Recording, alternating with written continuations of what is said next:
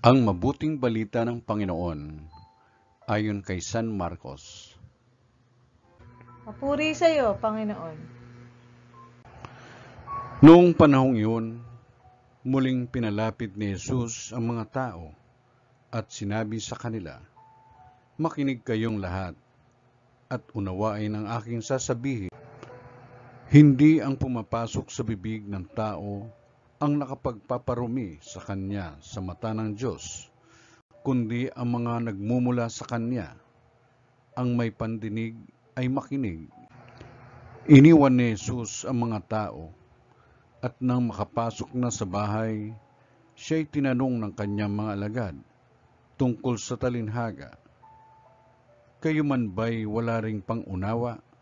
Tugon ni Jesus, "Hindi ba ninyo alam na hindi nakapagpaparumi sa tao ang kinakain niya, sapagkat hindi naman pumapasok yun sa kanyang puso, kundi sa tiyan, at pagkatapos ay idinudumi? Sa pagsasabi nito'y para nang ipinahayag ni Jesus na maaaring kanin ang lahat ng pagkain. Nagpatuloy siya sa pagsasalita.